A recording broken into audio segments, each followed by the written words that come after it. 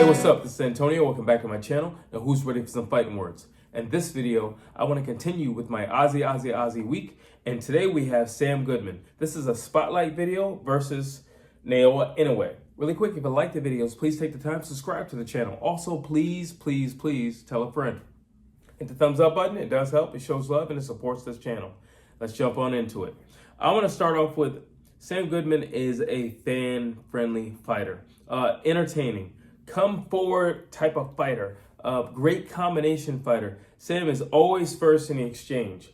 Like, he's ready to rumble at all times. He's always there. He's always pressing forward. There is nothing lackadaisical about his approach and about his preparation and what his intentions are once he gets in the ring. How will Sam cause Nagoya Inoue problems? Sam is a thinker. That's going to be an issue because Nagoya Inoue is typically the guy in there who's doing most of the thinking. He does fight a lot of brawlers.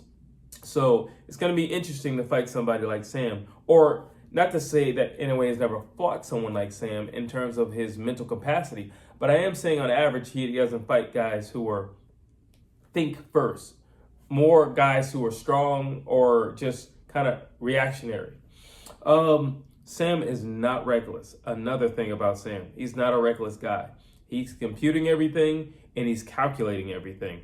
Sam will be working every second of every single round. I've always said anybody who's going to fight Inoue can't afford to be timid with Inoue, and they have to work. They have to work every second of every round, at least for it to be competitive. Sam has head movement, very important, especially if you're fighting Nagoya Inoue. You need head movement because the dude is super fast, and the dude also throws in combinations. Head movement, and great at deflecting punches. So there has to be more than one line of defense if you're going to be competitive against Nagoya Inoue. You can't just say, well, I have a strong high guard or, you know, I have just some head movement. No, you need the legs. You need the head movement. You need the high guard. You need the cross guard if you have to, but you need more than one thing. You just can't do one thing and say, all right, now I'm ready for Nagoya Inoue. It doesn't work like that. You're not ready for Nagoya Inoue with just one line of defense because you're going to need multiple lines of defense as he is constantly evolving in the fight, as he's learning you and also computing you. Let's see. Sam Goodman is a solid guy at the weight. He's very durable. There's something about Australia that just produces tough, durable, strong-willed individuals. You know, you look at their sports like, you know, rugby and all those, like they're just tough. I'll just say it like that. They're just tough. Sam Goodman is no different. He might fight at a smaller weight, but he's a very tough, he's a very rugged, just in his approach. He's not a guy who's deterred or easily deterred if deterred. He has a course and he stays to it. And he doesn't buckle, he doesn't back up, he doesn't do any of that. And he's big for the weight class. So it is going to be a true test for Nagoya Inoue. He has fought guys who are mainly his, kind of basically his size. Now he is moving up, he has moved up in weight, obviously. But when you look at Sam, he's just naturally kind of a thicker guy. And you can clearly see that he's going to end his career out probably at 35, maybe 40. Just looking at how his frame is built. Sam is also very consistent. Like I said, every second of every round. Also very dangerous. These are the components for someone who's going to give Nagoya Inoue problems.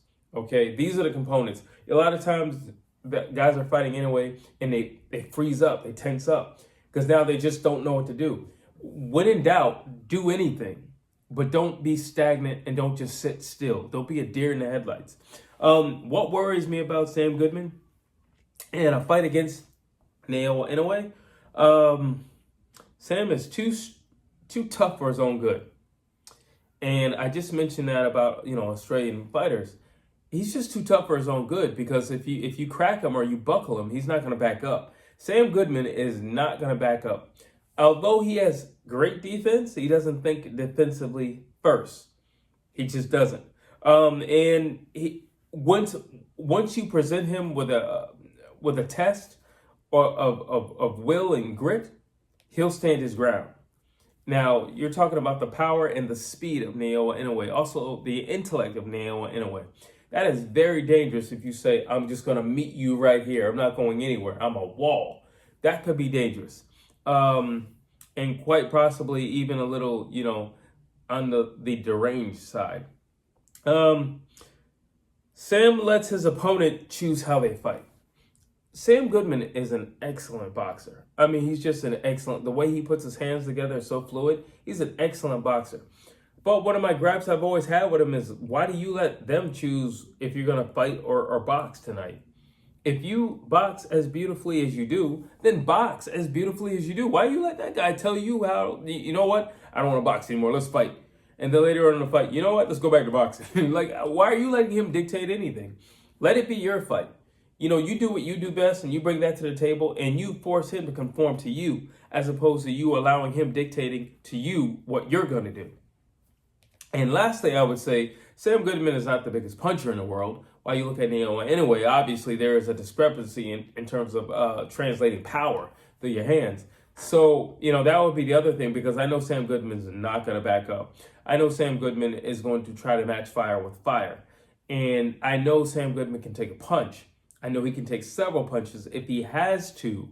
So that would be cause for concern if I'm in his camp. Let's see. Overall, I just think Sam Goodman's a very intelligent guy. I think he will give Nagoya Inoue a lot of problems. And I'm going to be the guy who says this. I think he's going to be the guy who's going to give Nagoya Inoue more problems than Inoue has had in years. I'm saying that now. He's going to be the guy to give Nagoya Inoue more problems than he's had in years. I don't think people fully know what Sam Goodman brings to the table. This is what I know. I know he has a lot of heart. I know he has a lot of will and determination. And I know he has set the course that, he wants to be that guy in the division. I know he puts his hands together extremely well. And he's great at counterpunching as well. Now, I said this for the Neri fight versus Inoue. But Sam Goodman, I believe, could actually do it. I said Neri would have to be first and last. He would have to start the sequence off, and he would have to counterpunch afterwards. He would have to be last, which is a very, very dangerous and difficult thing to do, especially with somebody who can punch like Nagoya Inoue. Now that means you have to stay in the line of fire longer than you probably should. So yeah, it's dangerous, but I think Sam Goodman physically is just the guy to do it. But I also think the way he puts his hands together, I think he's the guy to do it. And I think how fluid he puts his hands together, I just think he's the guy to do it. And he's great at deflecting in between sequences. So as Nagoya Inoue counters Sam as he starts off, Sam starts, Inoue counters, Sam comes back, but he can deflect in the meantime. He's great at picking shots. Like I said, it's dangerous, but Sam's not going to go anywhere anyway. So I think it's worth the shot. I think it's worth the risk. And I think there could be a lot of reward if done correctly.